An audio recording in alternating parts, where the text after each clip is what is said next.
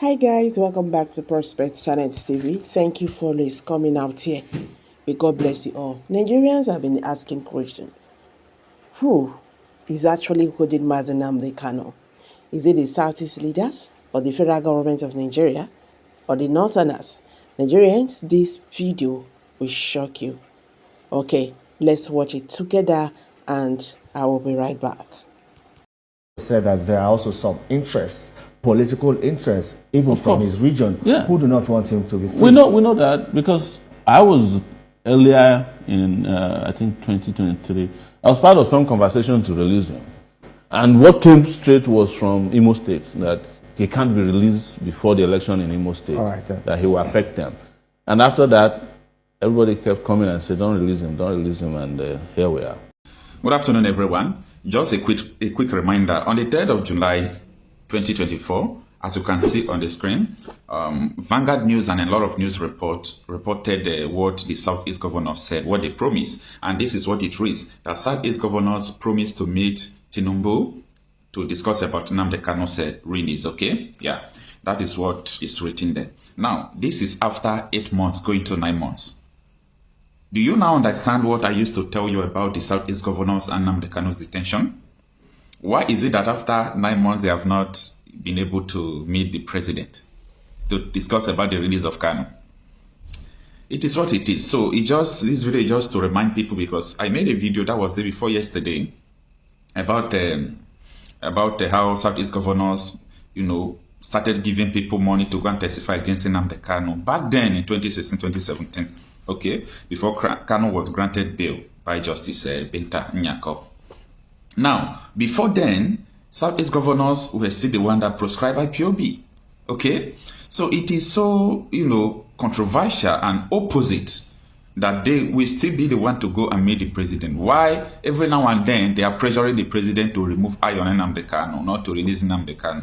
So this is an evidence to show you people that have been complaining that you people don't think it's Southeast governors. Okay, tell me, they promised to meet Tinubu to discuss about Kanu's release, and this is after 9 months. Why have they not, been able to meet the president and discuss? The question is this: because they don't want Nnamdi Kanu to be released. Simple as that. Let us now continue to shift ground and make real things that are not real. So anything that concerns Nnamdi Kanu, okay. For me, I think the politicians from the Southeast should remove their hand, because the time frame that we have spent talking about the issue of detention of Nnamdi Kanu, it shows that these people actually don't want him to be released, because for over 5 years now, they kidnapped him from Kenya. If the Southeast governors or politicians have the capacity to do anything, they could have done anything. So it's not important, okay? Let them continue to deal with the terrorists in their domain, the Fulani terrorists, all those killing that is going on in their area. Let them continue to do it. Let them deal with it by themselves, of which I know they don't still even have the capacity to deal with them, because as you can see, it's already under siege. The Southeast is already under siege, and these people know that Nnamdi Kanu will be the one that will be able to bring security to that zone. Okay? Now, day before yesterday, you saw the video of Omoyinde Sowore interview on TVC, when he was saying that he was part of people that were discussing the release of Nnamdi Kanu. And a message came from Imo State that no, that man must not be released because he is going to disrupt the Imo State election. And after that day, a lot of people started coming, don't release him, don't release. So who is deceiving who? Let us just forget all these shenanigans that is going on there. Let's just forget about it. Now, let us focus on what happened in Enugu the day before yesterday. Now, everything that we have been seeing in the Southeast, there is nothing that changed. The only thing that changed is that the increase of Fulani terrorist attack, that is just it. The terrorist attack from the Fulani, they are increasing, okay? But when it comes to gunmen attacking police, taking away gun, the normal kidnapping, the same thing that has been going on before are still going on. And that will bring the question of, the people they told you that they are the one terrorizing the Southeast, are they still the one terrorizing the Southeast? I personally like asking questions, okay? I like using logic sometimes, not popular opinion, not what people say or think. Because if you come out now, you tell me that, oh, this phone is the problem of Nigeria, okay? Now, I say, okay, if this phone is the problem of Nigeria, let me throw it away, and I'll throw it inside the river. Maybe after throwing inside the river, the problem persists. So it means that the phone is not the problem. So people should think straight. That people, they told you that they are the problem of, insecurity in the Southeast. Now, if they are not in the picture anymore, ask yourself question, why is it that the insecurity is increasing? Why those people are not in the picture? Okay, now, gunmen attack divisional police headquarters in Enugu, kill constable, steal weapons.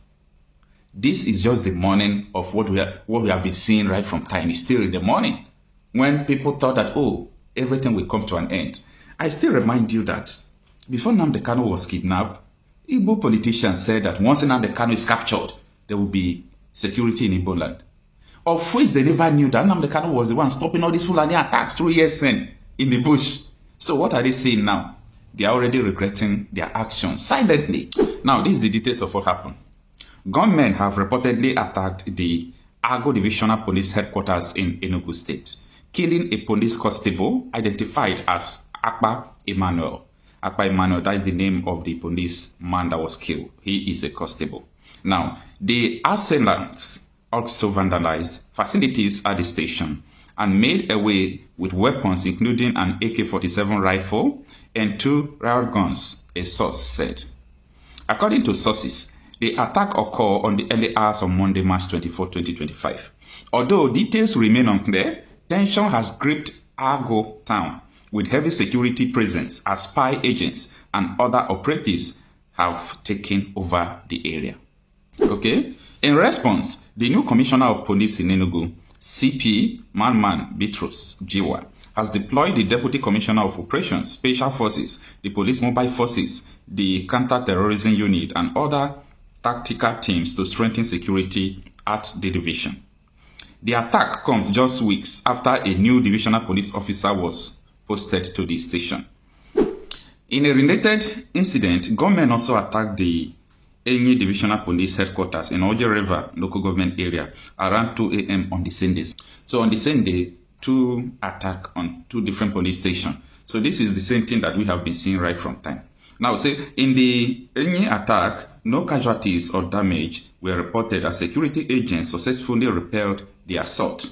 Efforts by Sahara reporters to obtain a response from the State Police Command were unsuccessful as the command spokesperson CP Daniel Ndukwe neither answered calls nor responded to a text message seeking comments. One of them, of course, Nnamdi Kanu, yes, who remains in custody and whose continued incarceration some people see as the unfairness of the Nigerian system, because other separatist agitators from other ethnic groups have been freed, whilst Mr. Kanu, who is Igbo, remains in custody. What are your thoughts on that? Because the argument is that he was charged to court and the courts freed him, but he's still locked up.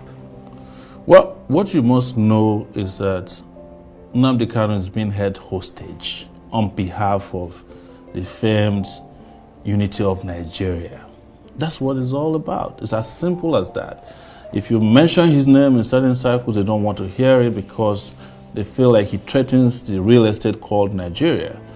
And his Igbo makes it worse because Nigeria's DNA hates the Igbo for attempting, in the 60s and, towards the end of the 70s, to leave a country they said is no longer favorable to their existence.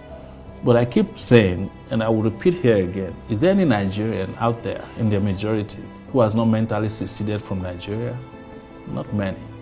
That's why people are living in droves. Each time you get on a plane leaving this country is full, each time it's coming back, probably full too, but it is those who are coming back to pack their things that are coming back. That's the way I describe it. But the truth is that Nnamdi Kanu has been held hostage. He was abducted from Kenya, extraordinary rendition. The fact that he's kidnapped from Kenya could not be explained shows that any judicial pronouncement or processes after that is null and void. You cannot go and kidnap somebody and bring them before a court. And the courts have made it very clear, even up to the Supreme Court, that he did not jump bail. It was the military that went to his house to kill people, and then he escaped. And now you have brought him back, you ought to respect and restore his bail. That's what I told his lawyers. Why are you applying for bail again? Because the Supreme Court made all the pronouncements except releasing him. And I think it was because they were afraid. And that's why I say he's a hostage to this country. And like you rightly said, there are other people who have made even more egregious pronouncements and fought and carried arms in this country. And you have not treated them the same way because they're not Nnamdi Kanu's, their name does sound East. And I'm not here to fetish being able.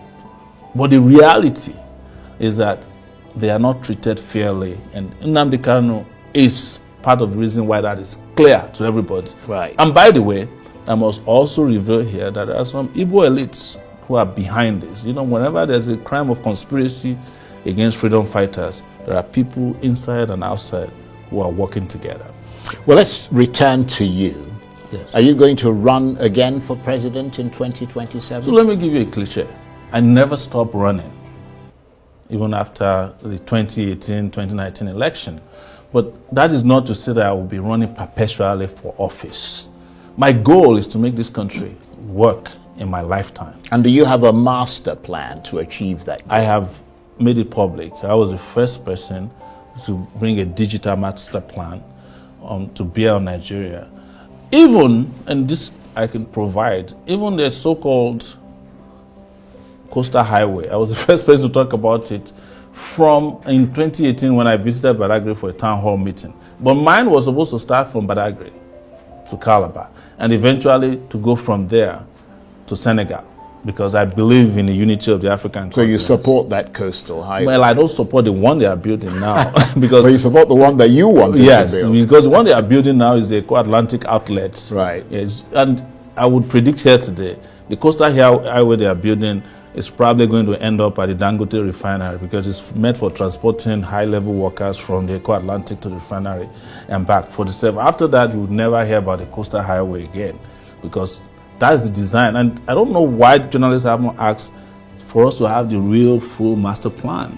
It makes it sound today that the coastal highway is only about, what's that place they're demolishing there? The landmark. The landmark. Yeah. No. The coastal highways, we're supposed to have a model that is shown to us on TV every day. This is the digital model. Well, in fairness, they've shown a route. A route the is route not, that I'm is talking about a supposed to model run on through. where we Right. pass, But now we only have, they said they're only doing 47 kilometers. And don't forget that the people who are building the coastal highway, the high-tech people, also had promised to build highways from Lagos to Ekpe, and they've been doing it for probably 20 years since Tinubu came to power. Never got past the state.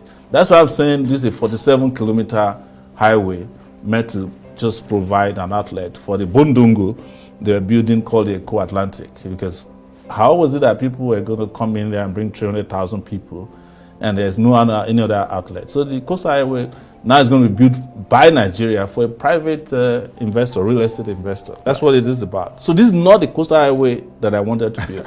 Well, we'll have to see what happens there. Yeah. But we're almost out of time, and it's an absolute delight to have you here. But you called for revolution now. Yes, yes. That was one of the reasons you were charged with treason. That's right. But should it be about revolution or about reform? I mean, there's a difference there, isn't there? Why I was calling for revolution is that I spent 2 years at Columbia University in New York, an Ivy League school. That's a very good school. Yes, Yeah. one of the best 10 in the U.S. Yeah. And most people have never heard this about me before. And part of the reason I attended Columbia University was because they were calling me layabout at the University of Lagos because I was an activist. And I went to one of the best schools in the world. And I know what reforms are about from the World Bank, from the internet. And Nigeria's case has gone beyond reform. Only a revolution can address the issue. But guess what? The revolution used to be a taboo word in 2019 when I was using it. Now it's freely used. Everybody is calling for a revolution, including those who were opposed to it in 2019. It's beyond me, but I would say this because it's important for the public, that revolutions that are supposed to happen will happen no matter how long it will take. You can only suppress people only for a time. But the Nigerian revolution is building up. What builds up a revolution are the ingredients you have in place, and suppress of ethnic groups, suppress of free speech, journalists, taxation without responsibility, And I wanted to say about landmark that I was aware that they're not demolishing landmark just because they want to build a road. There had been targeting the landmark guy even before now.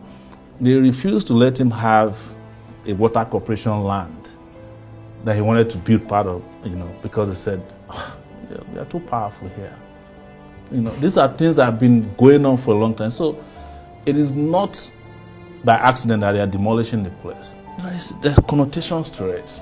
And I'm saying it publicly here. Right. Yes. So basically, broadly speaking, Yeah. we're out of time, but just very briefly. Broadly speaking, the approaching storm is still approaching. Oh yes, it's just a matter of time. And it's going to happen whether I lead it or not. It's just a matter of time. It's a ticking bomb, because you cannot hold people to ransom for this long and you will not be suffering consequences for it.